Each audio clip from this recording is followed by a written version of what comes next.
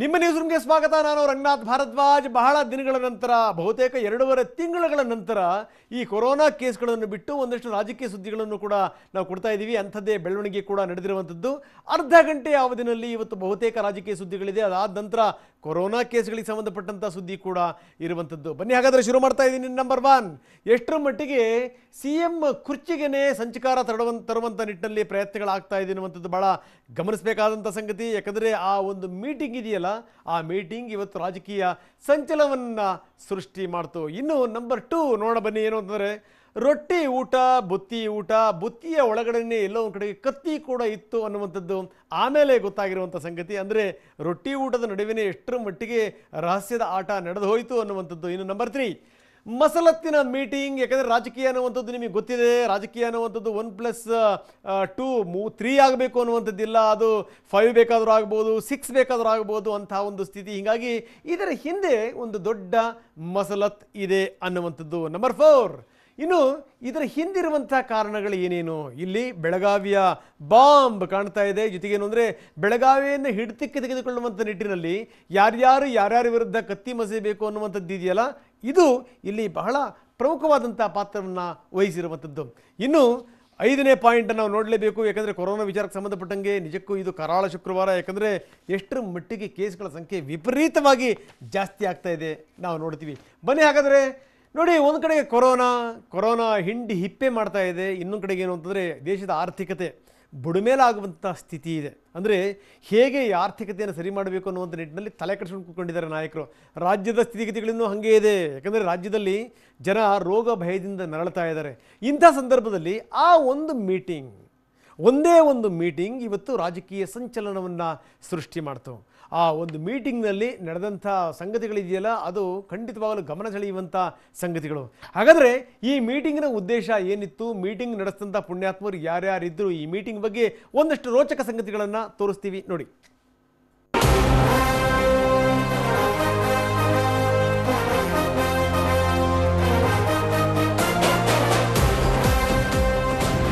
BS Yediyurappa ರಾಜ್ಯ ಕೇಸರಿ ಪಡೆಯ ಕಟ್ಟಾಳೋ. ಕಾಂಗ್ರೆಸ್ ಸರ್ಕಾರವನ್ನ ಬೀಳಿಸಿ ರಾಜ್ಯದಲ್ಲಿ ಕೇಸರಿ ಬಾವುಟ ಹಾರಿಸಿದ ವೀರ ಕೇಸರಿ. ದಕ್ಷಿಣ ಭಾರತದಲ್ಲಿ ಅಡ್ರೆಸ್ಗೆ ಇಲ್ಲದ ಬಿಜೆಪಿಯನ್ನ ಚುಕ್ಕಾಣಿ ಹಿಡಿಯುವಂತೆ ಮಾಡಿದ ರಾಜಕೀಯ ಕಲಿ. ಅಷ್ಟೇ ಯಾಕೆ, ಲಿಂಗಾಯತ ಸಮುದಾಯದ ಪ್ರಶ್ನಾತೀತ ನಾಯಕ.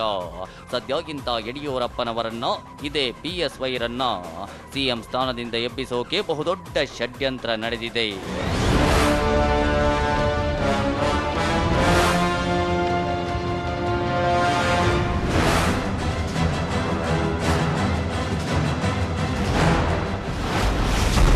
CM BSY ಕುರ್ಚಿ ಬುಡಕ್ಕೆ ಅತೃಪ್ತರ ಬಾಂಬ್. ನಿಜ, ಸದಾಕಾಲ ಬಂಡಾಯದ ಬೆಂಕಿಯನ್ನ ಸೆರಗಿನಲ್ಲೇ ಕಟ್ಟಿಕೊಳ್ಳೋ ಬಿಜೆಪಿಗೀಗ ಅದೇ ಕೆನ್ನಾಲಿಗೆ ಚಾಚಿದೆ. ಒಬ್ರಲ್ಲ ಇಬ್ರಲ್ಲ, ಬರೋಬ್ಬರಿ 25ಕ್ಕೂ ಹೆಚ್ಚು ಅತೃಪ್ತ ಶಾಸಕರು ಯಡಿಯೂರಪ್ಪ ವಿರುದ್ಧ ಬಂಡಾಯದ ರಣಕಹಳೆಯನ್ನ ಮೊಳಗಿಸಲು ಒಳಗೊಳಗೆ ಸಜ್ಜಾಗಿದ್ದಾರೆ. ಅದಕ್ಕೆ ಸಾಕ್ಷಿ ಒಂದೇ ಒಂದು ವಾರದಲ್ಲಿ ನಡೆದ 2 ಊಟದ ಕೂಟ.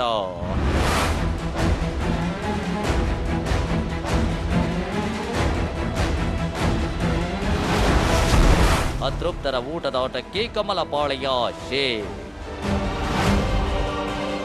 ಎಸ್, ಅತೃಪ್ತರ ಊಟದ ಕೂಟಕ್ಕೆ ಕುರ್ಚಿ ಕಿತ್ತೆಸೆಯೋ ಆಟಕ್ಕೆ ಕಮಲಪಾಳೆಯ ಶೇಕ್ ಆಗಿದೆ. ರಾಜ್ಯದಲ್ಲಿ ಕೊರೋನಾ ವೈಲೆಂಟ್ ಆಗಿ ಕರುನಾಡಿನ ಕೊರಡು ಹಿಂಡುತ್ತಿರುವಾಗಲೇ CM ಕುರ್ಚಿ ಕಾಲು ಕೀಳಲು ಸೈಲೆಂಟ್ ಆಗಿ ಭರ್ಜರಿ ಸ್ಕೆಚ್ ನಡೆದಿದೆ. ಈ ಸ್ಕೆಚ್, ಈ ಷಡ್ಯಂತ್ರ, ಈ ಊಟದ ಆಟ, ಈ ಕತ್ತಲ ರಾತ್ರಿ ಮೀಟಿಂಗ್ನ ರಹಸ್ಯಗಳು ಹಾಗೂ BSY ವಿರುದ್ಧ ಗರ್ಜಿಸುತ್ತಿರುವ ಶಾಸಕರ ಪಟ್ಟುಗಳನ್ನ ಎಳೆಯಾಗಿ ಬಿಚ್ಚಿಡ್ತೀವಿ ನೋಡಿ.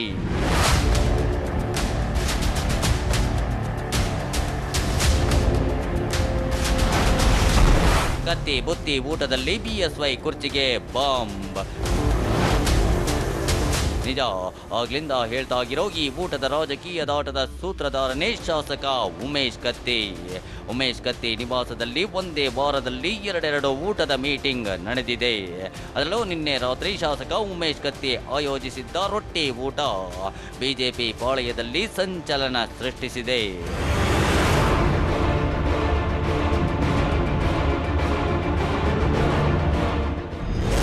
ಉತ್ತರ ಕರ್ನಾಟಕ ಜನ ಎಲ್ಲರೂ ಇಲ್ಲೆಲ್ಲ ಹೋಟೆಲ್ಗಳು ಬಂದದಾವು ಮತ್ತು ನಮ್ಮ ರೊಟ್ಟಿ ತಿನ್ನುವಂಥ ಒಂದು ಸ್ವಭಾವ ಅಲ್ಲಿ ಉಮೇಶ್ ಕತ್ತಿಯವರ ಮನೆಯಲ್ಲಿ ಎಲ್ಲ ಅಡುಗೆ ಮಾಡೋರು ಇದ್ದರು. ಎಲ್ಲರೂ ಕೂಡೋಣ, ಭಾಳ ದಿವಸ ಆಯಿತು. ಮೊನ್ನೆ ಸೆಷನ್ದಾಗೂ ಸಹಿತ ದಿಢೀರ್ನೆ ಲಾಕೌಟ್ ಆದಮೇಲೆ ಕೂಡ್ಲಿಕ್ಕೆ ಆಗಿರಲಿಲ್ಲ. ಮತ್ತು ಎಲ್ಲರೂ ಕೂಡಿ ರೊಟ್ಟಿ ಊಟ ಮಾಡಿದ್ದೀವಿ. ಅರೆ ಯತ್ನಾಳ್ ಹೇಳುವಷ್ಟು ಸಿಂಪಲ್ ಆಗಿ ಎಲ್ಲ ಶಾಸಕರು ರೊಟ್ಟಿ ಊಟ ಮಾಡಿ ಎದ್ದು ಬಂದಿಲ್ಲ. ರೊಟ್ಟಿ ತಿನ್ನುತ್ತಲೇ ರಾಜಕೀಯವಾಗಿ ಯಾರನ್ನ ತಟ್ಟಬೇಕು ಅನ್ನೋ ಬಗ್ಗೆ ಚರ್ಚೆ ಮಾಡಿದ್ದಾರೆ. ಅಷ್ಟೇ ಅಲ್ಲ, ಈಗ ಶುರುವಾಗಿರುವ ಈ ಊಟದ ಆಟ ಇಲ್ಲಿಗೆ ನಿಲ್ಲೋದಿಲ್ಲ ಅನ್ನೋದು ಶಾಸಕರಿಗೂ ಚೆನ್ನಾಗಿ ಗೊತ್ತಿದೆ. ಆದ್ರೆ ಯಾರೊಬ್ಬರು ತಾವು ಏನು ಮಾತಾಡಿದ್ವಿ ಅಂತ ಬಹಿರಂಗವಾಗಿ ಹೇಳಿಕೊಳ್ಳಲು ತಯಾರಿಲ್ಲ. ಪ್ರತಿಯೊಬ್ಬರು ಒಂದೇ ರಾಗದಲ್ಲಿ ಯಡಿಯೂರಪ್ಪ ನಾಯಕತ್ವದ ವಿರುದ್ಧವೇನೋ ಸಭೆ ಸೇರಿಲ್ಲ, ನಾವೆಲ್ಲ ಸೇರಿದ್ದು ಊಟ ಮಾಡಲು, ಹಂಗೆ ಸೈಡಲ್ಲಿ ಕ್ಷೇತ್ರದ ವಿಚಾರಗಳ ಬಗ್ಗೆಯೂ ಚರ್ಚೆ ನಡೆಸಿದ್ವಿ ಅಂತಿದ್ದಾರೆ. ಜೊತೆಗೂಡಿ ಊಟವನ್ನು ಮಾಡಿ ನಮ್ಮ ಅನಿಸಿಕೆಗಳನ್ನು ಭಾಳ ಸ್ವಲ್ಪ ಭೇಟಿಯಾಗಿ ಶಾಸಕರು ನಮ್ಮ ಅನಿಸಿಕೆಗಳನ್ನು ಚರ್ಚೆ ಮಾಡಿದ್ವಿ ವಿನ ರಾಜಕಾರಣಿ ಅವರು ಚರ್ಚೆ ಮಾಡಲಿಲ್ಲ. ಇದಪ್ಪ ವರಸೆ ಅಂದ್ರೆ ಯಾರಾದರೂ ನಂಬೋ ಮಾತಾಗಿದೋ. ರಾಜಕಾರಣಿಗಳೆಲ್ಲ ಜೊತೆಯಲ್ಲಿ ಸೇರಿ ಊಟ ಮಾಡುವಾಗ ತರಕಾರಿ ರೇಟ್ ಎಷ್ಟಿದೆ, ಟೊಮೆಟೊ ಬೆಲೆ ಕುಸಿದಿದೆ ಅಂತೆಲ್ಲ ಮಾತಾಡೋದಿಲ್ಲ ಅನ್ನೋದು ಎಲ್ಲರಿಗೂ ಗೊತ್ತಿರೋ ವಿಚಾರ. ಊಟದ ತಟ್ಟೆಯಲ್ಲಿ ಏನೇ ಇದ್ರೂ ಬಾಯಲ್ಲಿ ಮಾತ್ರ ರಾಜಕೀಯದ ಮೆನುವಿನ ಬಗ್ಗೆಯೇ ಚರ್ಚೆಯಾಗಿದೆ. ಆ ರಾಜಕೀಯವೇ ಸಿಎಂ ಯಡಿಯೂರಪ್ಪನವರನ್ನ ಕುರ್ಚಿಯಿಂದ ಎಬ್ಬಿಸೋದು.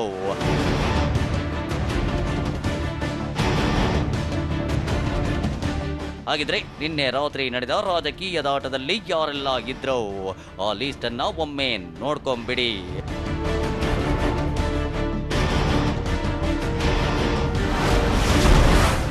ಅಂದಹಾಗೆ ಕತ್ತಿ ಜೊತೆ ಬಿಜೆಪಿಯ ಅತೃಪ್ತರ ಗುಂಪಿನಲ್ಲಿ 25ಕ್ಕೂ ಹೆಚ್ಚು ಶಾಸಕರಿದ್ದಾರೆ ಎನ್ನಲಾಗಿದ್ದು, ಇವರೆಲ್ಲರೂ ನಿನ್ನೆ ನಡೆದ ರಾತ್ರಿ ಊಟದಲ್ಲಿ ಸೇರಿದ್ರು ಅನ್ನೋ ಮಾಹಿತಿ ಗೊತ್ತಾಗಿದೆ.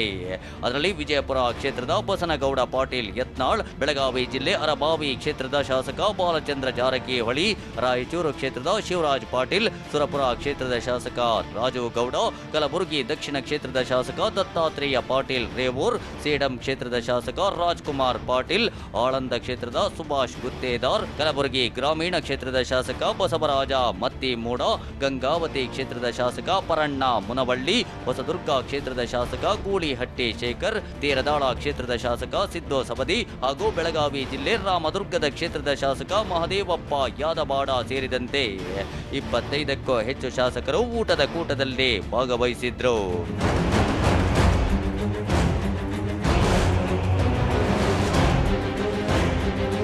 ಸದ್ಯ ಎಲ್ಲ ಶಾಸಕರ ಅಸಮಾಧಾನ ಇರುವುದು ಬಿಎಸ್ವೈ ಕಾರ್ಯವೈಖರಿಯ ಬಗ್ಗೆಯೇ ಅನ್ನೋದು ಗೊತ್ತಾಗಿದೆ. ಅಷ್ಟೇ ಅಲ್ಲ, ಶಾಸಕರ ಸಭೆಯಲ್ಲಿ ಅಂತಿಮ ಗುರಿ ಯಡಿಯೂರಪ್ಪ ಕುರ್ಚಿ ಅನ್ನೋದು ಖಚಿತವಾಗುತ್ತಿದೆ.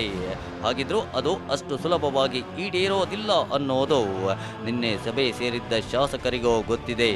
ಆದರೆ ನೆನಪಿರಲಿ, ರಾಜಕಾರಣದಲ್ಲಿ ಏನು ಬೇಕಾದರೂ ಆಗಬಹುದು. ಕಿರಣ್ ಹನಿಯಾಡ್ಕ, TV9 ಬೆಂಗಳೂರು.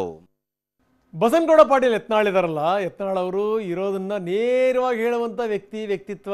ಮುಲಾಜಿಲ್ಲದ ಜಾಯಮಾನ ಅವ್ರದ್ದು. ಅಂದರೆ ಇರೋದನ್ನ ಇದ್ದಂಗೆ ಹೇಳ್ತಾರಪ್ಪ, ಅದೇನು ಮುಲಾಜಿಲ್ಲ. ಆದರೆ ಈ ವಿಚಾರಕ್ಕೆ ಸಂಬಂಧಪಟ್ಟಂಗೆ ಈ ರೊಟ್ಟಿ ಊಟ, ಈ ಬುತ್ತಿ ಊಟ, ಈ ಕಥೆಗಳಿದೆಯಲ್ಲ, ಈ ಕಥೆಗಳನ್ನು ಅಷ್ಟು ಸುಲಭವಾಗಿ ನಂಬಲಿಕ್ಕೆ ಸಾಧ್ಯ ಇಲ್ಲ. ಯಾಕಂದರೆ ಈ ರೊಟ್ಟಿ ತಿಂದಂಥ ಜಟ್ಟಿಗಳು ಯಾವ ಪಟ್ಟು ಹಾಕ್ತಾರೆ ಅನ್ನುವಂಥದ್ದು ಇದೆಯಲ್ಲ, ಭಾಳ ಗಮನಿಸಬೇಕಾದಂಥ ಸಂಗತಿ. ಇನ್ನೂ ನಮ್ಮೂರ ಕಡೆಗೆ ಭಾಳ ರೊಟ್ಟಿ ತಿನ್ನೋದು ನಮಗೆ ಭಾಳ ರೂಢಿ ಐತಿ. ನಮಗೆ ನಾವೆಲ್ಲ ಜೊತೆ ಕುಂತು ಭಾಳ ದಿವಸ ಆಯ್ತು. ಇಲ್ಲಿ ಅಡುಗೆ ಮಾಡೋರು ಬೇರೆ ಇದ್ದರು, ಹೀಗಾಗಿ ನಾವು ರೊಟ್ಟಿ ತಿಂದ್ವಿ. ಪಾಪ ರೊಟ್ಟಿ ತಿನ್ನುವಂಥ ಸಂದರ್ಭದಲ್ಲಿ ಏನಾದರೂ ಕಟ್ಟಸುಖ ಮಾತಾಡ್ಕೊಂಡ್ರ, ಅಥವಾ ಕೊರೋನಾ ಎಷ್ಟರ ಮಟ್ಟಿಗೆ ಹಬ್ಬತಾ ಇದೆ, ದೇಶದ ಆರ್ಥಿಕ ಸ್ಥಿತಿಗತಿಗಳೇನು ಅದ್ರ ಬಗ್ಗೆ ಚರ್ಚೆ ಆಯಿತಾ? ಪಕ್ಕಾ ಇರಲ್ಲ. ಪಕ್ಕಾ ಆಗಿರುವಂಥದ್ದು ರಾಜಕೀಯ ಚರ್ಚೆಗಳೇ, ಅದರಲ್ಲಿ ಯಾವುದೇ ಡೌಟ್ ಇಲ್ಲ. ಇನ್ನು ಇದೆಲ್ಲದ್ರ ಜೊತೆಗೆ ಯಡಿಯೂರಪ್ಪನವ್ರಿಗೆ ಬಹುಶಃ ಈ ರೀತಿ ಎಲ್ಲರೂ ಕೂಡ ಸಭೆ ಸೇರಿ ಹೀಗೆ ಏನಾದರೂ ಮಸರತನ್ನು ರೂಪಿಸ್ತಾರೆ ಅಂತ ಮನಸ್ಸಲ್ಲೂ ಕೂಡ ಅಂದ್ಕೊಂಡಿರಲಿಲ್ವೇನೋ. ಅಂತೂ ಇಂತೂ ಇದೆಲ್ಲವೂ ಕೂಡ ಆಗಿ ಹೋಗಿದೆ. ನಿಜಕ್ಕೂ ಇದರ ಹಿಂದಿರುವಂಥ ಕಹಾನಿ ಏನು, ಯಾವ ಕಾರಣದಿಂದ ಇವರೆಲ್ಲರೂ ಕೂಡ ಸೇರಿಕೊಂಡ್ರು, ಯಾವ ಕಾರಣದಿಂದ ಇಷ್ಟೊಂದೆಲ್ಲ ಚರ್ಚೆಗಳು ಆಗಿದೆ, ಇವರ ಅಸಲಿಯತ್ತು ಖಂಡಿತವಾಗಲೂ ಏನಿದೆ, ಇವರ ಮಾಸ್ಟರ್ ಪ್ಲಾನ್ ಏನಿದೆ ನೋಡಿ.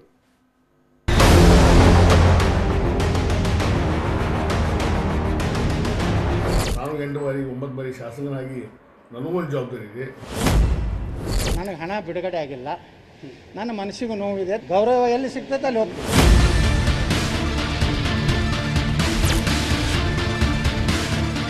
ರಾಜಕಾರಣ ಅನ್ನೋದು, ಅಧಿಕಾರ ಅನ್ನೋದು ಯಾವಾಗ ಬೇಕಾದ್ರೂ ಹೇಗೆ ಬೇಕಾದ್ರೂ ವ್ಯಕ್ತಿಯ ಆಲೋಚನೆಗೆ ಟ್ವಿಸ್ಟ್ ಅಂಡ್ ಟರ್ನ್ ಕೊಡಬಹುದು ಅನ್ನೋದಕ್ಕೆ ಕೇಸರಿ ಪಾಳಯದಲ್ಲಾದ ಈ ಬೆಳವಣಿಗೆ ಜ್ವಲಂತ ಸಾಕ್ಷಿ. ಹಾಗಿದ್ರೆ ಸಿಎಂ ವಿರುದ್ಧ ಉಮೇಶ್ ಕತ್ತಿ ಬಂಡಾಯದ ಬಾವುಟ ಹಾರಿಸಲು ಕಾರಣವೇನು? ಯಾತಕ್ಕಾಗಿ? ಯಾವುದನ್ನ ಸಾಧಿಸೋದಕ್ಕಾಗಿ? ಯಾರ್ಯಾರ ಸಹಯೋಗದೊಂದಿಗೆ, ಏನೆಲ್ಲ ಹಿತಾಸಕ್ತಿಯೊಂದಿಗೆ ಇಂಥದ್ದೊಂದು ತಂತ್ರ ಹೆಣೆದಿದ್ದಾರೆ ಅನ್ನೋದನ್ನ ತೋರಿಸ್ತೀವಿ ನೋಡಿ. ಬಿಎಸ್ವೈ ಬದಲಾಗಲು ಬಂಡಾಯದ ಬಾವುಟ. ನಿಜ, ಇದು ಯಡಿಯೂರಪ್ಪರನ್ನ ಕೆಳಗಿಳಿಸೋ ನೇರ ಪ್ರಯತ್ನವಂತೂ ಅಲ್ಲವೇ ಅಲ್ಲ. ಬಂಡಾಯಗಾರರ ಉದ್ದೇಶ ಸರ್ಕಾರದ ಈಗಿನ ಪರಿಸ್ಥಿತಿ ಬದಲಾಗಬೇಕು. ಈಗಿರುವಂತ ಸಿಎಂ ಯಡಿಯೂರಪ್ಪ ಬದಲಾಗಬೇಕು. ಅಂದ್ರೆ ಬಂಡಾಯಗಾರರು ಹೇಳಿದ ಹಾಗೆ ಬಿಎಸ್ವೈ ಕೇಳಬೇಕು. ಒಂದ್ ವೇಳೆ ಇದ್ಯಾವುದೂ ಆಗದಿದ್ರೆ ಸಿಎಂ ಸ್ಥಾನದಿಂದ ಬಿಎಸ್ವೈ ಬದಲಾಗಬೇಕು ಅನ್ನೋದೇ ಬಂಡಾಯಗಾರರ ಉದ್ದೇಶ.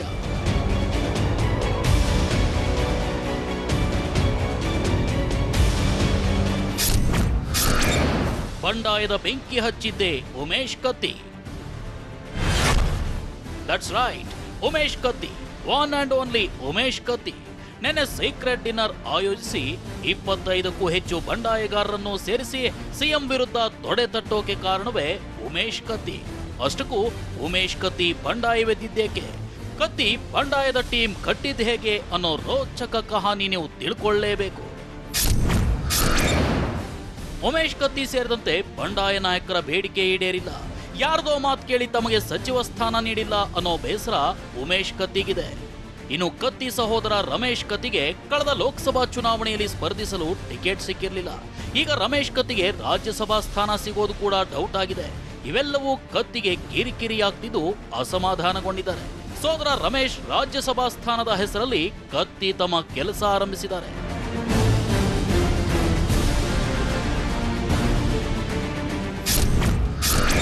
ಸಿಎಂ ಮೇಲಿನ ಅಸಮಾಧಾನದಿಂದ ಕತ್ತಿಗೆ ಸಾಥ್. ಕ್ಷೇತ್ರಗಳಿಗೆ ಅನುದಾನ ಸಿಗದೇ ಇರೋದಕ್ಕೆ ಹಲವು ಶಾಸಕರಿಗೆ ಅಸಮಾಧಾನವಿದೆ. ಆಡಳಿತ ಪಕ್ಷದ ಶಾಸಕರು ಅನ್ನೋ ಕನಿಷ್ಠ ಗೌರವ ಕೂಡ ಸಿಗ್ತಿಲ್ಲ. ವಿಪಕ್ಷ ಶಾಸಕರ ರೀತಿಯಲ್ಲಿ ಬಿಜೆಪಿ ಶಾಸಕರನ್ನ ಸಿಎಂ ಟ್ರೀಟ್ ಮಾಡ್ತಿದ್ದಾರೆ. ಶಾಸಕರ ಕೆಲಸವನ್ನ ಕೂಡಲೇ ಮಾಡಿಕೊಡ್ತಿಲ್ಲ. ಮೊದಲಂತೆ ಸುಲಭವಾಗಿ ಬಿಎಸ್ವೈ ಭೇಟಿಗೆ ಅವಕಾಶ ಕೂಡ ಸಿಗ್ತಿಲ್ಲ. ಕತ್ತಿಗಾದ ಪರಿಸ್ಥಿತಿಯೇ ನಮಗಾಗಿದೆ ಅಂತ ತಮ್ಮನ್ನ ಕರೀದೇ ಇದ್ರು ತಾವಾಗಿಯೇ ಕತ್ತಿ ಜೊತೆಗೂಡಿದ್ದಾರೆ ಅಸಮಾಧಾನಿತ ಶಾಸಕರು.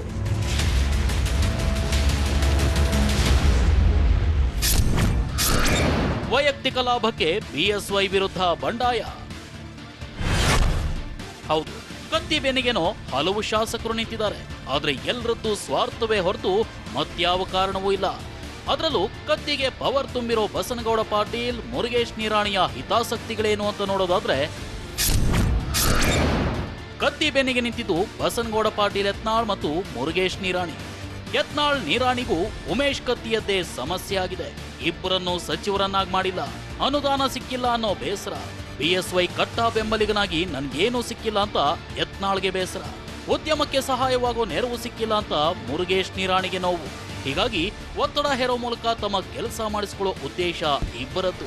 ಕೆಲಸ ಆಗಿಲ್ಲ ಅಂತ ನಾನು ಹೇಳಿದ್ದೇನೆ ಅವ್ರಿಗೆ ನೇರವಾಗಿ. ಮುಖ್ಯಮಂತ್ರಿಗಳ ಕೃಷ್ಣಕ್ಕೆ ಹೋಗಿ ಹೇಳಿ ಬಂದೇನೆ, ನನ್ನ ಅಭಿವೃದ್ಧಿ ಕೆಲಸಗಳು ವಿಜಯಪುರ ನಗರದಲ್ಲಿ ನೀವು ನನಗೆ ಹಣ ಬಿಡುಗಡೆ ಆಗಿಲ್ಲ, ನನ್ನ ಮನಸ್ಸಿಗೂ ನೋವಿದೆ ಅಂತ ಹೇಳಿ ಬಂದೇನೆ. ಒಟ್ನಲ್ಲಿ ಬಿಎಸ್ವೈ ವಿರುದ್ಧ ಕತ್ತಲಲ್ಲಿ ಬಂಡಾಯದ ಕತ್ತಿ ಝಳಪಿಸಿರೋ ಉಮೇಶ್ ಕತ್ತಿ ಅಂಡ್ ಟೀಮ್ ತಮ್ಮ ಬೇಡಿಕೆಗಳನ್ನ ಈಡೇರಿಸಿಕೊಳ್ಳುವಲ್ಲಿ ಯಶಸ್ವಿಯಾಗ್ತಾರ, ಇಲ್ಲ ಸೊಪ್ಪು ಹಾಕದೆ ಸಿಎಂ ಸುಮ್ಮನಿರ್ತಾರ? ಕಾದು ನೋಡಬೇಕಿದೆ. ಕಿರಣ್ ಹನಿಯರ್ಕ, TV9 ಬೆಂಗಳೂರು. ಕಾರಣ ಇಲ್ಲದೇ ಯಾರು ಕೂಡ ಮೀಟಿಂಗ್ ಸೇರ್ಲಿಕ್ಕೆ ಸಾಧ್ಯನೇ ಇಲ್ಲ. ನಿಜಕ್ಕೂ ಕಾರಣ ಹಾಗಾದರೆ ಒರಿಜಿನಲ್ ಕಾರಣ ಏನಿರ್ಬೋದು ಅನ್ನುವಂಥದ್ದು ದೊಡ್ಡ ಪ್ರಶ್ನೆ. ಯಾಕಂದರೆ ಒಂದು ಲೆಕ್ಕದಲ್ಲಿ ಈ CM ಕೆಲಸ ಅನ್ನುವಂಥದ್ದು ಇದೆಯಲ್ಲ, ತಂತಿ ಮೇಲಿನ ನಡಿಗೆ, ಅದರಲ್ಲೂ ಯಡಿಯೂರಪ್ಪನವ್ರು ಫೇಸ್ ಮಾಡಿರುವಂಥ ಸ್ಥಿತಿಗತಿಗಳಿದೆಯಲ್ಲ, ಅದು ಒಂದೆರಡಲ್ಲ ತೊಂದರೆಗಳು. ಹಾಗಾಗಿ ಹಂಗೋ ಹಿಂಗೋ ಸರ್ಕಾರ ಸ್ವಲ್ಪ ಸುಭದ್ರವಾಗಿದೆ ಅನ್ನುವಂಥ ಸಂದರ್ಭದಲ್ಲೇ ಈ ಅಪಸ್ವರ ಕೂಡ ಎದ್ದಿರುವಂಥದ್ದು. ಹಾಗಾದರೆ ನಿಜಕ್ಕೂ ಯಾರ್ಯಾರ ಮನಸ್ಸಲ್ಲಿ ಏನೇನಿದೆ, ಯಾರ್ಯಾರ ಮಸಲತ್ತು ಏನೇನಿರಬಹುದು ನೋಡಿ.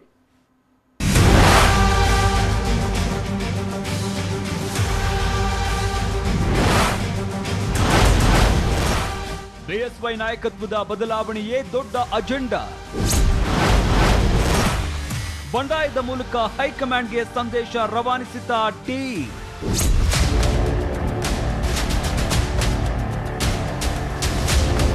ಎಸ್, ಎಷ್ಟು ದಿನ ಕಮಲ ಪಾಳಿಯದಲ್ಲಿ ಏನೇನು ಹೊಗೆಯಾಡ್ತಾ ಇತ್ತು, ಯಾರೆಲ್ಲ ಬಿಎಸ್ವೈ ವಿರುದ್ಧ ಷಡ್ಯಂತ್ರ ಹೆಣಿತಾ ಇದ್ರು, ಯಾರೆಲ್ಲ ಮಸಲತ್ತು ಮಾಡ್ತಾ ಇದ್ರು, ಅದೆಲ್ಲವನ್ನ ಕೇವಲ ಒಂದು ಮೀಟಿಂಗ್ ಬಯಲು ಮಾಡಿದೆ. ಅದರಲ್ಲೂ ಕೆಲವರು ಬಿಎಸ್ವೈ ನಮ್ಮ ನಾಯಕರು ಅಂತ ಬಾಯಿ ತುಂಬಾ ಹೇಳುತ್ತಲೇ ಅವರ ಬುಡಕ್ಕೆ ಬೆಂಕಿ ಇಡುವ ಕೆಲಸ ಮಾಡ್ತಾ ಇದ್ದಾರೆ. ಅದೆಲ್ಲವನ್ನ ಎಳೆ ಎಳೆಯಾಗಿ ನಿಮ್ಮ ಮುಂದೆ ಬಿಚ್ಚಿಡ್ತೀವಿ ನೋಡಿ. ಮೀಟಿಂಗ್ನ ಮೊದಲ ಮಸಲತ್ತೇನು ಅಂದ್ರೆ, ರಾಜ್ಯದಲ್ಲಿ ಬಿಎಸ್ ಯಡಿಯೂರಪ್ಪ ಪ್ರಶ್ನಾತೀತ ನಾಯಕರಲ್ಲ. ಅವರ ವರ್ಚಸ್ಸು, ಆಡಳಿತ ಮೊದಲಿನಂತಿಲ್ಲ.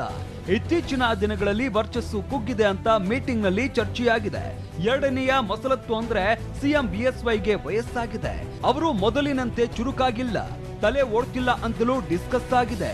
ಮೂರನೇ ಮಸಲತ್ತು ಅಂದ್ರೆ ರಾಜ್ಯ ಬಿಜೆಪಿ ನಾಯಕತ್ವ ಬದಲಾಗಬೇಕು, ಯಾಕಂದ್ರೆ ನಮ್ಮ ಕ್ಷೇತ್ರದ ಕೆಲಸಗಳು ಆಗ್ತಾ ಇಲ್ಲ, ಹೀಗಾಗಿ ಬಿಎಸ್ವೈ ಬಿಟ್ಟು ಬೇರೆಯವರಿಗೆ ನಾಯಕತ್ವ ವಹಿಸಬೇಕು ಅಂತ ರೆಬೆಲ್ಸ್ ಅಸಮಾಧಾನ ವ್ಯಕ್ತಪಡಿಸಿದ್ದಾರೆ. ನಾಲ್ಕನೆಯದು ಅಂದ್ರೆ ಎಲ್ಲಾ ಲಿಂಗಾಯತ ಲೀಡರ್ಸ್ ಸಿಎಂ ಬಿಎಸ್ವೈ ಬೆನ್ನಿಗಿಲ್ಲ. ಸದ್ಯ ಸರ್ಕಾರದಲ್ಲಿ 41 ಲಿಂಗಾಯತ ಶಾಸಕರಿದ್ದಾರೆ, ಅವರೆಲ್ಲರೂ ಸಿಎಂ ಯಡಿಯೂರಪ್ಪ ಬೆನ್ನಿಗೆ ನಿಂತಿಲ್ಲ ಅಂತಲೂ ಬಂಡಾಯಗಾರರು ಚರ್ಚಿಸಿದ್ದಾರೆ. ಕೊನೆಯ ಮಸಲತ್ತು ಏನಂದ್ರೆ, ನಾವು ಮಾತನಾಡಿದ ವಿಷಯವೆಲ್ಲ ಹೈಕಮಾಂಡ್ ನಾಯಕರಿಗೆ ಗೊತ್ತಾಗಬೇಕು, ಇದರಿಂದ ಬಿಎಸ್ವೈ ಮೇಲೆ ಒಂದು ಕಣ್ಣಿಡುವಂತೆ ಆಗಬೇಕು ಅಂತ ರೆಬೆಲ್ಸ್ ಮಾತನಾಡಿಕೊಂಡಿದ್ದಾರೆ ಎನ್ನಲಾಗ್ತಿದೆ. ಮೀಟಿಂಗ್ ನಲ್ಲಿ ನಡೆದ ಎಲ್ಲಾ ಚರ್ಚೆಗಳನ್ನ ಹೈಕಮಾಂಡ್ಗೆ ತಿಳಿಸಬೇಕು. ನಮ್ಮ ಬೇಡಿಕೆ ಏನು, ನಮ್ಮ ಸಂದೇಶ ಏನು ಅನ್ನೋದು ಹೈಕಮಾಂಡ್ಗೆ ಗೊತ್ತಾಗಬೇಕು ಅಂತ ಸಭೆಯಲ್ಲಿ ಭಾಗವಹಿಸಿದ್ದ ಶಾಸಕರೊಬ್ಬರು ಹೈಕಮಾಂಡ್ಗೆ ಹತ್ತಿರ ಇರುವಂತಹ ಬಿಜೆಪಿ ನಾಯಕರೊಬ್ಬರಿಗೆ ವಿಷಯ ಮುಟ್ಟಿಸಿದ್ದಾರೆ. ಇದರ ಬೆನ್ನಲ್ಲೇ ನಿನ್ನೆ ರಾತ್ರಿ ಮೀಟಿಂಗ್ ನಲ್ಲಿ ರೊಟ್ಟಿ ತಿಂದು ಬಂದಿದ್ದ ಶಾಸಕ ಬಸನಗೌಡ ಪಾಟೀಲ್ ಯಡಿಯೂರಪ್ಪ ವಿರುದ್ಧ ಅಸಮಾಧಾನ ಹೊರಹಾಕಿದ್ದಾರೆ. ಸರ್, ಈಗ ತಮ್ಮ ನಾಯಕರು ಯಡಿಯೂರಪ್ಪನವರ ಹೈಕಮಾಂಡ? ನಮ್ಮ ನಾಯಕರು ಪ್ರಧಾನಮಂತ್ರಿ ನರೇಂದ್ರ ಮೋದಿ, ನಮ್ಮ ನಾಯಕರು ಅಮಿತ್ ಶಾ, ನಮ್ಮ ನಾಯಕರು ನಡ್ಡಾ. ಯಡಿಯೂರಪ್ಪನವರಲ್ಲ? ಯಡಿಯೂರಪ್ಪನವರು ನಮ್ಮ ಮುಖ್ಯಮಂತ್ರಿಗಳು. ನಿಮ್ಮ ವೈಯಕ್ತಿಕ ಅಭಿಪ್ರಾಯ, ನಿಮ್ಮ ವೈಯಕ್ತಿಕ ಅಭಿಪ್ರಾಯ ಯಡಿಯೂರಪ್ಪನವರು ಸಿಎಂ ಆಗಿ ಮುಂದುವರಿಬೇಕಾ ಬೇಡವಾ? ಅದನ್ನು ನಾನು ನನ್ನ ಹಿರಿಯರಿಗೆ ಹೇಳ್ತೀನಿ. ಏನನ್ನೋದು ನಾನು ನಿಮಗೆ ಹೇಳೋದಿಲ್ಲ, ನನ್ನ ಪಕ್ಷದ ಹಿರಿಯರಿಗೆ ಕೇಳ್ತಾರೆ. ಅತ್ಯಂತ ನ್ಯಾಯಯುತವಾಗಿ ಏನು ಈ ರಾಜ್ಯಕ್ಕೆ ಒಳ್ಳೇದಾಗಬೇಕು ಅದನ್ನು ಹೇಳ್ತೇನೆ. ಹೀಗೆ ಕಮಲ ಶಾಸಕರು ಬೆಂಕಿ ಉಗುಳ್ತಾ ಇದ್ರೆ ಸಿಎಂ ಏನ್ ಮಾಡ್ತಾ ಇದ್ದಾರೆ, ಬಂಡಾಯ ಶಮನಕ್ಕೆ ಬಿಎಸ್ವೈ ಮುಂದಾಗ್ತಾರಾ ಅನ್ನೋ ಪ್ರಶ್ನೆ ಸಹಜವಾಗಿ ಕಾಡುತ್ತೆ. ಅದಕ್ಕೆ ಉತ್ತರ ಇಲ್ಲಿದೆ ನೋಡಿ. ಮೇಲ್ನೋಟಕ್ಕೆ ಸಿಎಂ ಬಂಡಾಯದ ಬಗ್ಗೆ ತಲೆ ಕೆಡಿಸಿಕೊಂಡಿದ್ದನ್ನ ತೋರಿಸಿಕೊಳ್ತಾ ಇಲ್ಲ. ಆದರೆ ಮುಂದಿನ ದಿನಗಳಲ್ಲಿ ಸಭೆ ಮಾಡಿದವರನ್ನ ಸಂಪರ್ಕಿಸುವ ಯತ್ನ ಮಾಡಬಹುದು, ಸಾಧ್ಯವಾದಷ್ಟು ಅನುದಾನ ನೀಡೋಕೆ ಪ್ರಯತ್ನಿಸಬಹುದು, ಸಚಿವ ಸ್ಥಾನದ ಭರವಸೆಗಳನ್ನು ನೀಡಬಹುದು. ಇಲ್ಲವಾದಲ್ಲಿ ಹೈಕಮಾಂಡ್ ಮೂಲಕ ಬಿಸಿ ಮುಟ್ಟಿಸುವ ಸಾಧ್ಯತೆಯನ್ನು ತಳ್ಳಿ ಹಾಕುವಂತಿಲ್ಲ.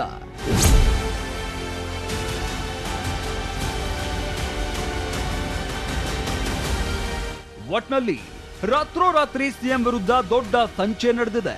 ಆ ಬಂಡಾಯ ಹೈಕಮಾಂಡ್ ವರೆಗೂ ಮುಟ್ಟಲಿ ಅಂತ ರೆಬೆಲ್ ಶಾಸಕರು ಮಸಲತ್ತು ಮಾಡಿದ್ದಂತೂ ಅಕ್ಷರಶಃ ಸತ್ಯ.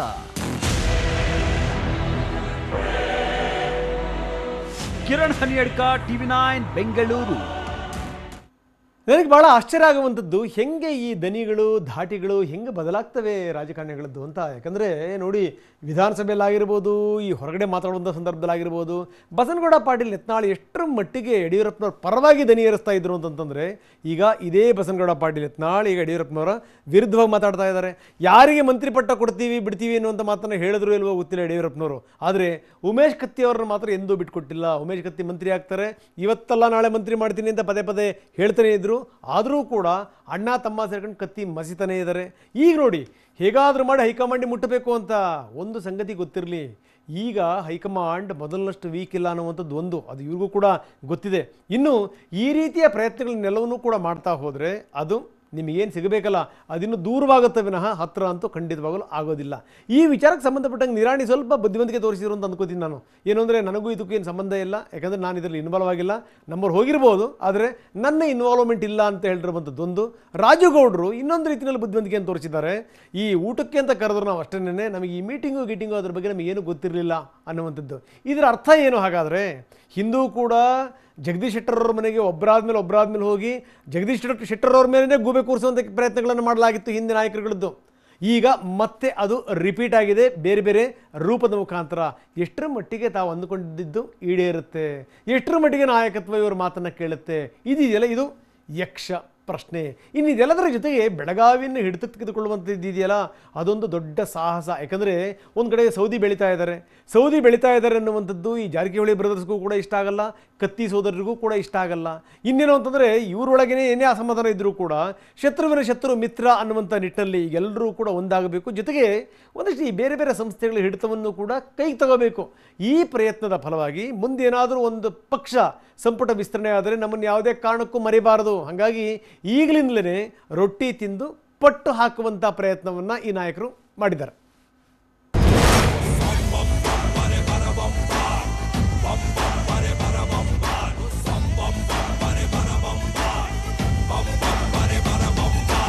ಯಾವುದಾದ್ರೂ ಒಂದು ಜಿಲ್ಲೆಯ ರಾಜಕಾರಣ ರಾಜ್ಯ ರಾಜಕೀಯದಲ್ಲಿ ಸಂಚಲನ ಮೂಡಿಸುತ್ತೆ ಅನ್ನೋ ಹಿರಿಮೆ ಇದ್ದಿದ್ದು ಬೆಂಗಳೂರಿನ ರಾಜಕಾರಣಕ್ಕೆ. ಆದ್ರೆ ಬೆಂಗಳೂರಿನ ರಾಜಕಾರಣವನ್ನು ಹಿಂದಿಕ್ಕಿ ಒಂದು ಸರ್ಕಾರವನ್ನೇ ಬಲಿ ಪಡೆಯೋ ಮಟ್ಟಕ್ಕೆ ಬೆಳೆದಿದ್ದು ಬೆಳಗಾವಿಯ ರಾಜಕಾರಣ.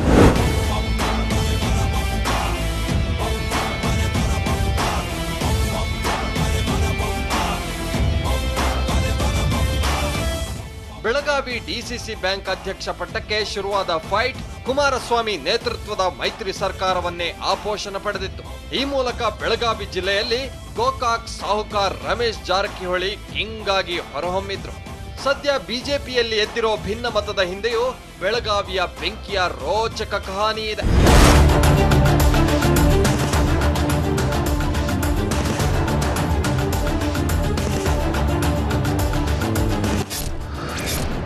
ಬೆಳಗಾವಿ ರಾಜಕಾರಣಕ್ಕೆ ಮತ್ತೊಂದು ಸರ್ಕಾರ ಬಲಿಯಾಗುತ್ತಾ? ಕತ್ತಿ ಮುಂದಿಟ್ಟುಕೊಂಡು ಸವದಿಗೆ ಬ್ರೇಕ್ ಹಾಕ್ತಾರಾ ಸಾಹುಕಾರ್? ಬೆಳಗಾವಿ ಜಿಲ್ಲಾ ರಾಜಕಾರಣದಲ್ಲಿ ಡಿಸಿಸಿ ಗದ್ದುಗೆ ಫೈಟ್ ರಾಜಕೀಯವಾಗಿ ಅತ್ಯಂತ ಮಹತ್ವ ಪಡೆದುಕೊಂಡಿದೆ. ಇದೇ ವಿಚಾರ ಜಿಲ್ಲಾ ರಾಜಕೀಯದಲ್ಲಿ ಬಣಗಳನ್ನ ಸೃಷ್ಟಿಸಿದೆ. ಡಿಸಿಎಂ ಲಕ್ಷ್ಮಣ ಸವದಿಯನ್ನ ಮಟ್ಟ ಹಾಕಲೇಬೇಕು ಅಂತ ಪಣತೊಟ್ಟಿರೋ ಗೋಕಾಕ್ ಸಾಹುಕಾರ್ ರಮೇಶ್ ಜಾರಕಿಹೊಳಿ ಈ ಬಾರಿ ಕತ್ತಿ ಸಹೋದರರನ್ನ ಬೆಂಬಲಿಸುತ್ತಿದ್ದಾರೆ. ಇದಕ್ಕೆ ರಮೇಶ್ ಸಹೋದರ ಬಾಲಚಂದ್ರ ಸಾರ್ ಸಾಥ್ ನೀಡುತ್ತಿದ್ದಾರೆ. ಇಷ್ಟಕ್ಕೂ ಈ ಎರಡು ಬಣಗಳ ನಡುವೆ ಜಿದ್ದಿನ ಫೈಟ್ ನಡೀತಿರೋದು ಯಾಕೆ ಅನ್ನೋದನ್ನ ನೋಡೋದಾದ್ರೆ,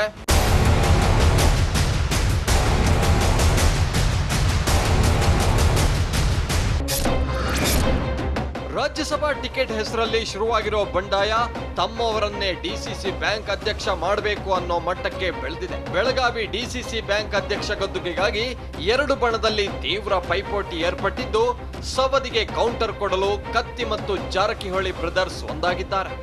ಈ ಮೂಲಕ ಎರಡು ಬಣದಿಂದ ಒಂದೇ ಕಲ್ಲಿಗೆ 3 ಹಕ್ಕಿ ಹೊಡೆಯೋ ಪ್ಲಾನ್ ಇದೆ. ಬಂಡಾಯದ ಬಾವುಟ ಹಾರಿಸೋ ಮೂಲಕ ಸಚಿವ ಸ್ಥಾನ, ರಾಜ್ಯಸಭಾ ಟಿಕೆಟ್, ಡಿಸಿಸಿ ಅಧ್ಯಕ್ಷ ಪಟ್ಟ ಪಡೆಯಲು ಮುಂದಾಗಿದ್ದಾರೆ. ರಮೇಶ್ ಕತ್ತಿಗೆ ರಾಜ್ಯಸಭಾ ಟಿಕೆಟ್, ಡಿಸಿಸಿ ಅಧ್ಯಕ್ಷ ಪಟ್ಟ ನೀಡಬೇಕು ಅಂತ ಕತ್ತಿ ಮತ್ತು ಜಾರಕಿಹೊಳಿ ಬ್ರದರ್ಸ್ ಪಟ್ಟು ಹಿಡಿದಿದ್ದಾರೆ. ಆದ್ರೆ ಡಿಸಿಎಂ ಲಕ್ಷ್ಮಣ ಸವದಿ ಕಿತ್ತೂರು ಶಾಸಕ ಮಹಾಂತೇಶ ದೊಡ್ಡಗೌಡರನ್ನ ಡಿಸಿಸಿ ಬ್ಯಾಂಕ್ ಅಧ್ಯಕ್ಷರನ್ನಾಗಿ ಮಾಡಿಸಲು ಪ್ರಯತ್ನ ಪಡ್ತಿದ್ದಾರೆ. ಸವದಿಗೆ ರಾಜ್ಯಸಭಾ ಸದಸ್ಯ ಪ್ರಭಾಕರ್ ಕೋರೆ, ಸಚಿವೆ ಶಶಿಕಲಾ ಜೊಲ್ಲೆ, ಕೇಂದ್ರ ಸಚಿವ ಸುರೇಶ್ ಅಂಗಡಿ ಬೆಂಬಲ ನೀಡಿದ್ದಾರೆ. ಈ ಮೂಲಕ ಬೆಳಗಾವಿ ಬಿಜೆಪಿ ಎರಡು ಬಣಗಳಾಗಿ ವಿಂಗಡಣೆಯಾಗಿದೆ. ಮೈತ್ರಿ ಸರ್ಕಾರಕ್ಕೆ ಮುಳುಗು ನೀರಾಗಿದ್ದ ಬೆಳಗಾವಿ ರಾಜಕಾರಣವೇ ಬಿಜೆಪಿ ಸರ್ಕಾರಕ್ಕೆ ಕಂಟಕವಾಗಿದೆ. ಇದೇ ಬೆಳಗಾವಿ ರಾಜಕಾರಣ ಮುಂದೆ ಅದೇನ್ ಅನಾಹುತ ಸೃಷ್ಟಿಸುತ್ತೋ ಗೊತ್ತಿಲ್ಲ. ಸಹದೇವ್ ಮಾನೆ, ಟಿವಿ9 ಬೆಳಗಾವಿ. ಕೊರೋನಾ ಎಷ್ಟರ ಮಟ್ಟಿಗೆ ವ್ಯಾಪಿಸ್ತಾ ಇದೆ ಅನ್ನಲಿಕ್ಕೆ ಬೆಸ್ಟ್ ಎಕ್ಸಾಂಪಲ್ 248 ಕೇಸ್ಗಳು ಇವತ್ತು ಪಾಸಿಟಿವ್ ಆಗಿದೆ. ಅಂದರೆ ತೀರ ಇಲ್ಲಿ ಹಿಂದಿದ್ದಂಥ ಶತಕಗಳನ್ನೆಲ್ಲವನ್ನು ಕೂಡ ಪುಡಿಗಟ್ಟಿ ಈಗ ಇನ್ನೊಂದು ಹೊಸ ದಾಖಲೆಯನ್ನು ಇದು ಬರೆದಿರುವಂಥದ್ದು. ಇಲ್ಲಿ ತನಕ ನಾವು ನೋಡ್ತಾ ಇದ್ವಿ 50, 60, 100, 120, 160 ಅಂದ ತಕ್ಷಣ ಏನಪ್ಪ ಅಂತಿದ್ವಿ. ಈಗ 248ಕ್ಕೆ ಬಂದಿದೆ ಅಂದರೆ ಮುಂದಿನ ದಿನಗಳಲ್ಲಿ ಈ ಸಂಖ್ಯೆ ಇನ್ನಷ್ಟು ಜಾಸ್ತಿ ಆದರೂ ಕೂಡ ಆಶ್ಚರ್ಯ ಇಲ್ಲ.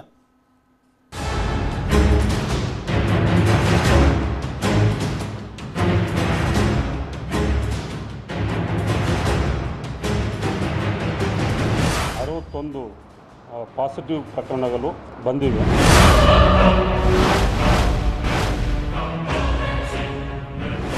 ಒಟ್ಟು ನಮ್ಮ ಜಿಲ್ಲೆಯಲ್ಲಿ 15 ಪ್ರಕರಣಗಳು ವರದಿಯಾಗಿದೆ.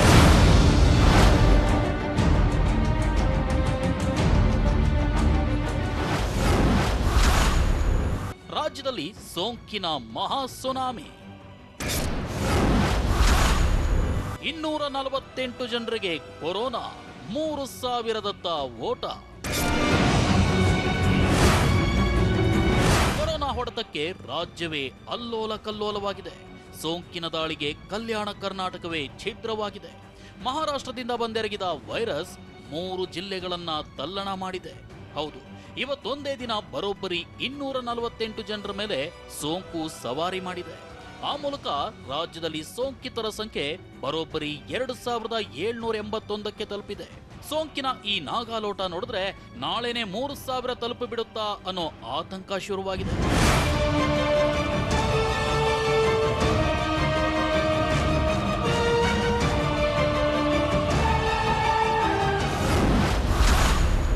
ಮೂರು ಜಿಲ್ಲೆಗಳಲ್ಲೇ 183 ಜನರಿಗೆ ಕೊರೋನಾ.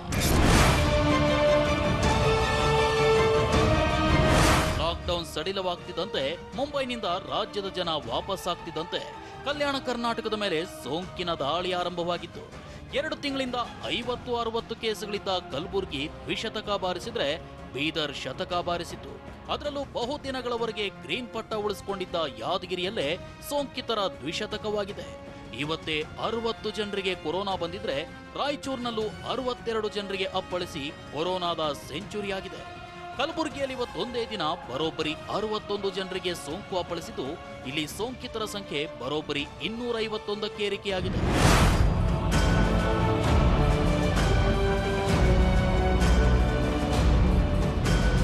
ಬಿಸಿಲನಾಡು ರಾಯಚೂರಿನಲ್ಲಿ ಕೊರೋನಾ ಇವತ್ತು ಅಬ್ಬರಿಸಿ ಬೊಬ್ಬಿರಿದಿದೆ. ಇವತ್ತೊಂದೇ ದಿನ ಇಲ್ಲಿ ಬರೋಬ್ಬರಿ 62 ಜನರಿಗೆ ಕೊರೋನಾ ಒಕ್ಕರಿಸಿದೆ. ಪಕ್ಕದ ಯಾದಗಿರಿ ಜಿಲ್ಲೆಗೂ ಸೋಂಕಿನ ಸುನಾಮಿಯೇ ಬಂದಪ್ಪಳಿಸಿದೆ. ಇಲ್ಲಿ ಕೂಡ ಒಂದೇ ದಿನ ಬರೋಬ್ಬರಿ 60 ಜನರ ಮೇಲೆ ವೈರಸ್ ಅಟ್ಯಾಕ್ ಮಾಡಿದೆ. ಕಲಬುರಗಿ ಜಿಲ್ಲೆಯಲ್ಲೂ ಸೋಂಕಿನ ನಾಗಾಲೋಟ ಮುಂದುವರೆದಿದ್ದು ಇವತ್ತು 61 ಪಾಸಿಟಿವ್ ಪ್ರಕರಣ ದಾಖಲಾಗಿವೆ. ಬೆಂಗಳೂರಿನಲ್ಲಿ ಇವತ್ತು 12 ಜನರಿಗೆ ಕೊರೋನಾ ಇರೋದು ದೃಢವಾಗಿದ್ರೆ ಬೆಂಗಳೂರು ಗ್ರಾಮಾಂತರದಲ್ಲಿ ಒಬ್ಬರಿಗೆ ಸೋಂಕು ಅಟ್ಯಾಕ್ ಮಾಡಿದೆ. ಚಿಕ್ಕಬಳ್ಳಾಪುರ ಜಿಲ್ಲೆಯಲ್ಲಿ ಇವತ್ತು 5 ಕೊರೋನಾ ಬಂದಿದೆ. ಇನ್ನು ಕರಾವಳಿ ಜಿಲ್ಲೆ ಉಡುಪಿಯಲ್ಲೂ ಕೊರೋನಾ ಪ್ರತಾಪ ಮುಂದುವರೆದಿದೆ. ಇವತ್ತು ಮತ್ತೆ 15 ಮಂದಿಯ ಮೇಲೆ ಸೋಂಕು ಸವಾರಿ ಮಾಡಿದೆ.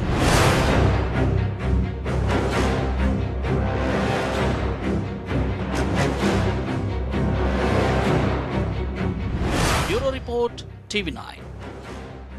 ನಿರಂತರ ಸುದ್ದಿಗಾಗಿ ನೋಡ್ತಾ ಇರಿ TV9.